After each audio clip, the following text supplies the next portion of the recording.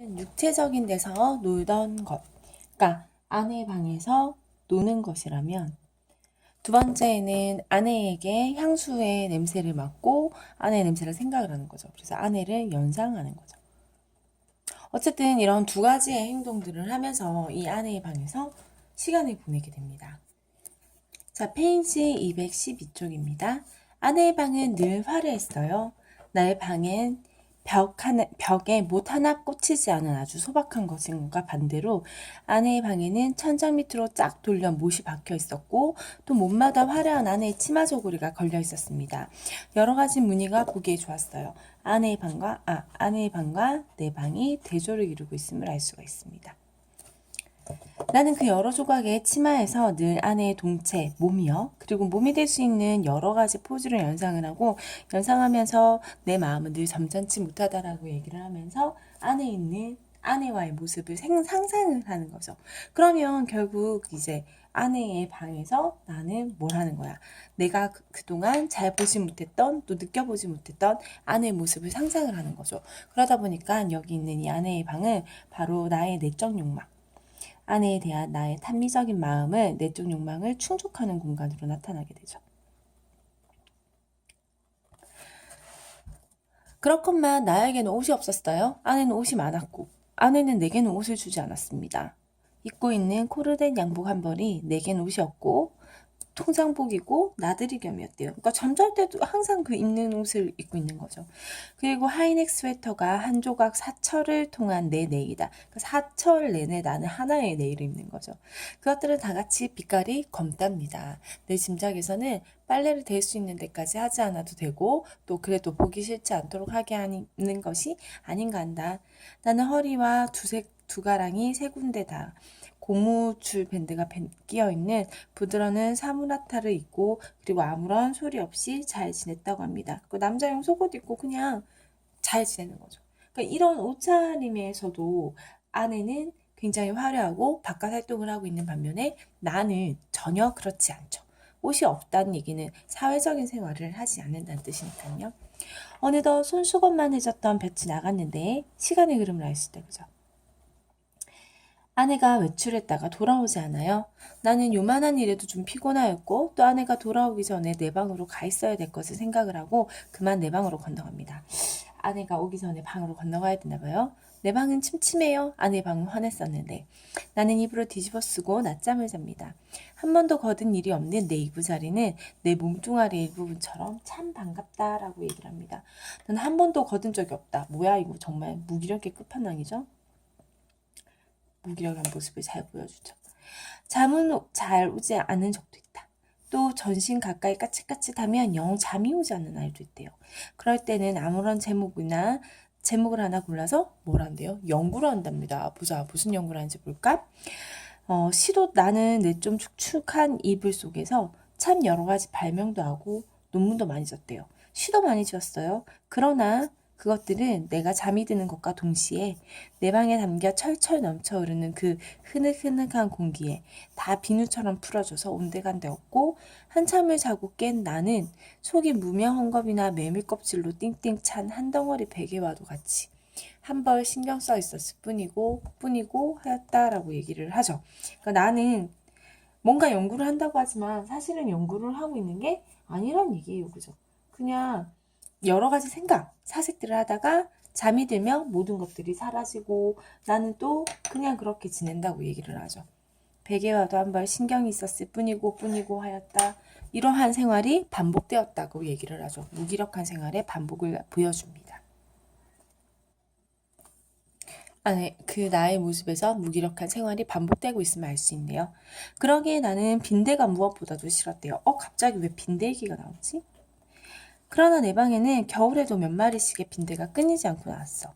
내게 근심이 있다면 오직 이 빈대를 미워하는 근심이다. 나는 빈대에게 물려서 가려운 자리를 피가 나도록 긁었다. 쓰라리다. 근데 그게 또 나에겐 쾌감이었고 나는 홍곳이 잠이 든다라고 얘기를 합니다. 이 나를 유일하게 움직이고 나를 생각하게 하고 근심하게 하는 게 바로 뭐예요? 이 빈대죠. 빈대는 나의 무기력한 삶을 방해하는 존재로 나타나죠. 자, 계속 보도록 하겠습니다. 페이지 213쪽. 그러나 나는 그런 이불 속의 사색 생활에서도 적극적인 것을 궁리하는 법은 없었답니다. 적극적인 게 뭐예요? 여기서는 생계 수단 같은 것들을 얘기하죠. 왜냐하면 그럴 필요가 대체 없었대요. 내가 만약에 그런 적극적인 것을 궁리를 하면 나는 반드시 아내와 의논을 해야 할 것이고, 그러면 반드시 아내에게 꾸지람을 들을 것이고, 나는 꾸지람이 무서웠다기보다는 성가셨다. 내가 제법 한 사람의 사회인 자격으로 일해보는 것도, 그러니까 이 사람은 사회인 자격으로 일을 전혀 하고 있지 않죠. 아내에게 사설을 듣는 것도, 나는 가장 게으른 동물처럼 게으른 것이 좋았다. 될 수만 있으면 이 무의미한 인간의 탈마저 벗어버리고 싶었다. 나에게는 인간 사회가 스스로웠다. 생활도 스스로웠다. 모두가 서먹서먹할 따름이다. 라고 얘기를 하면서 본인의 삶을 일상적인 삶의 생활과 분리를 하고 있음을 알 수가 있습니다. 일반적인 사람들의 삶과는 떨어져서 사는 유폐된 삶의 모습이 나타나고요. 그리고 여기에 굉장히 또 무기력한 모습이 나타나죠. 내가 하나의 사회인으로서 생활하는 것도 어렵고 그냥 동물처럼 게으르었으면 좋겠다고 얘기를 함으로써 역시 또 무기력한 모습을 보여줍니다. 근데 이런 내용들을 읽어보면요. 혹시 눈치채셨어요? 아내의 방, 그 다음에 올라와서 나는 연구를 많이 해요. 나는 빈대가 싫어요. 나는 그러면서 이불 속에서 이런 생각은 안 해요. 그 내용이 지금 인과관계가 없잖아요. 그냥 서술자가 생각나는 대로만 마구마구 이야기를 하고 있어서 이런 기법을 의식의 흐름 기법이라고 얘기합니다. 제가 대화 없다 그랬잖아요. 그죠? 아내는 하루에 2번 세수를 한답니다. 이 세수가 참 또 중요해요.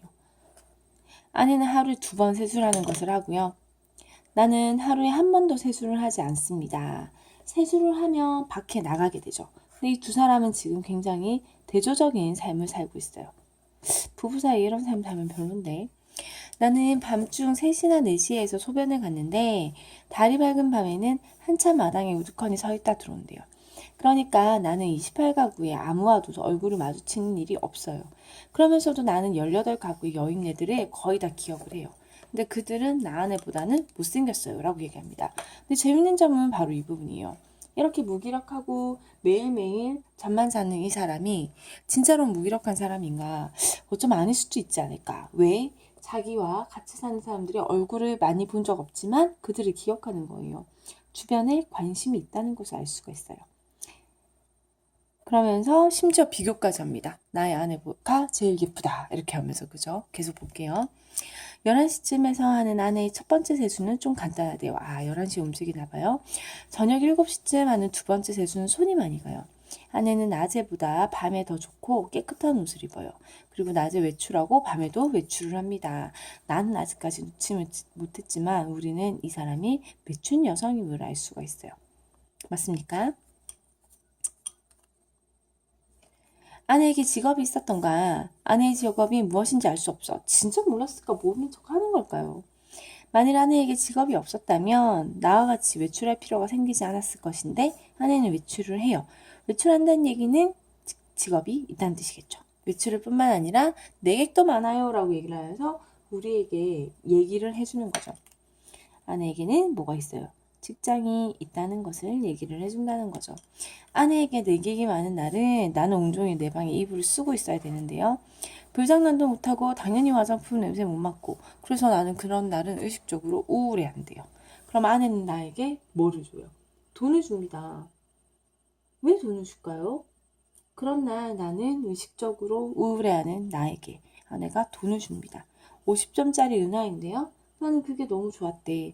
근데 그걸 무엇에 써야 될지, 무엇에 써야 오를지 몰라서 그냥 머리 밑에 둔다는 거죠. 돈을 어디다 써야 될지, 무엇에 쓰는지를 모른다는 거예요. 돈 쓰는 방법을 전혀 몰라요. 어느 날 이것을 본 아내는 금고처럼 생긴 벙어리를 하나 사다 줬어요. 저금통이요. 나는 한 푼씩 고속에 넣고 열쇠는 아내가 가져갔어. 그 후에도 나는 더러 은하를 벙어리에 넣은 게 기억이 나. 그리고 나는 곧 뭐 했어요? 게을렀답니다. 얼마 후에 아내에게 머리 쪽에서 보지 못하던 눈깔잠 하나가 여드름처럼 돋았던 것이 있는데 그게 바로 금고병 벙어리의 무게가 가벼웠었다는 증거일까? 그러니까 이 지금 아내가 비녀가 하나 눈깔잠이라는 비녀를 가지고 있는데 금고의 무게가 가벼워졌다고. 아내가 줬던 돈을 다시 아내가 털었나 본데요. 드디어 나는 머리맡에 놓여있던 그 벙어리에 손을 대지 않고 말았다. 나의 게으름은 그런 것에 내 주의를 환기시키기도 싫었다. 벙어리에 손을 대지 않고 게으른 것도 내 주의를 환기시키는 것도 싫었다. 역시 뭐예요? 무기력한 모습을 잘 보여주고 있습니다. 아내가 나에게 은하를 줬지만 그리고 그 열쇠는 아내가 가져갔어요. 굉장히 중속적인 관계죠. 중간 부분에 줄거리 한번 볼게요. 나는 은하 넣는 것도 귀찮아져서요. 벙어리를 버려요. 아내는 여전히 나에게 돈을 주고요. 나는 밤에 외출하는 습관이 생겨요. 그리고 집에 올 때마다 아내가 낯선 남자와 함께 있는 것을 봅니다. 아내의 직업을 유추할 수 있죠. 그러다 나는 어느 날 비가 와서 감기가 들었는데 한 달 정도 아내가 주는 약을 먹고 집에서 잠만 자. 그러다가 나는 아내가 나에게 수면제를 먹였음을 알게 되고 충격을 받고 집을 나오게 됩니다. 그리고 나는 길가의 벤치에서 가진 수면제를 모두 먹고 만 하루 동안 잠이 들었다가 다시 돌아가요. 아내는 또 낯선 남자와 있었는데 이번에 나를 보니까 막 화를 내. 별대꾸를 하지 못하고 집을 나옵니다. 뭐라고 얘기를 했냐? 너는 어디서 뭘 하다 왔냐? 계집질을 하다 왔냐? 뭐 이렇게 얘기를 하긴 한 거죠. 여러 번 자동차에 치일 뻔했어요. 정신이 하나도 없죠. 나는 그대로 경성역을 찾아갑니다. 빈자리와 마주 앉아서 이 쓰디쓴 입맛을 거두기 위해서 무엇 하루나 입가심을 하고 싶었대. 커피가 좋겠다라고 얘기하죠. 커피. 이건 커피. 뭐예요? 당대의 신문물이지, 신문물. 근데 이 신문물을 난 그게 좋겠다라고 얘기를 한다는 얘기는 얘가 뭐 커피를 안다는 얘기잖아요. 이 화자가 뭐라는 얘기예요? 자기가 지식인임을 드러내는 소재가 되는 거죠. 그러나 경성역 홀에 한 걸음을 들여놓았을 때 나는 내 주머니에는 돈이 한 푼도 없다는 것을, 그것을 잊었다는 것을 깨달았다. 은하를 들고 왔으면 좋았을 텐데 은하 없이 아내가 소리를 질러가지고 막 나오다 보니까 또 아득하였다. 나는 맥없이 머뭇머뭇하면서 어쩔 줄은 모를 뿐이었어. 얼빠진 사람처럼 이리저리 왔다 갔다 하면서 뭔가 뭘 해야 될지를 전혀 모른다는 거죠. 나는 어디로 들이다 쏟아졌는지는 모르겠는데 다만 몇 시간 후에 보니까 내가 이번에는 어디가 있어. 미스코시 옥상에 가 있더래요. 그때는 거의 대낮이었어요. 나는 거기 아무데나 주저앉아서 내가 자라온 26회를 회고해봤대. 26살이네. 몽롱한 기억 속에는 이렇다 하는 아무 생각도 제목도 불거져 나오지 않았대요. 내가 여기저기 돌아다녔지만 나는 도저히 여기가 어딘지를 모르겠습니다. 또 뿐만 아니에요. 지나온 삶을 회고했지만 아무런 제목이 나타나지 않아요. 나는 지나간 26회 동안 의미 없는 삶을 살았다는 거죠. 아이고 의미 없어라 라고 얘기하는 건 오케이. 나는 또 내 자신에게 물어봤습니다. 너 인생에 무슨 욕심 있니? 그렇다니 있다고도 없다고도 그런 대답하기가 싫었어. 나는 거의 나 자신의 존재로 인식하기조차 어려웠다라고 얘기를 하면서 이 사람 지금 외부의 것들에 대해서 의식이 없음을 알 수 있네요. 허리를 굽혀서 금붕어를 하나 들여다봤습니다. 금붕어가 나왔네요. 금붕어는 참 잘생겼다. 작은 놈은 작은 놈대로, 큰 놈은 큰 놈대로 다 싱싱하니 보기가 좋았다. 내리비치는 5월의 햇살에 금붕어들은 그릇 바탕에 그림자를 내려들었다. 지느러미는 하늘 안에 손수건을 흉내내었고요. 나는 이 지느러미의 수요를 헤아려 보기도 하면서 굽힌 허리를 좀처럼 펴지 않았다. 등허리가 따뜻했다 라고 얘기를 합니다. 지느러미가 하늘 손수건 흔드는 흉내를 내고 있습니다. 지느러미가 움직이네. 나도 움직여볼까? 나의 의식을 깨우게 되죠. 의식을 깨움. 굽힌 허리를 좀처리 펴지 않았지만 등허리가 따뜻했다 라고 주님의 말씀이 되어 있습니다. 옆으로 가서 계속 보도록 할게요.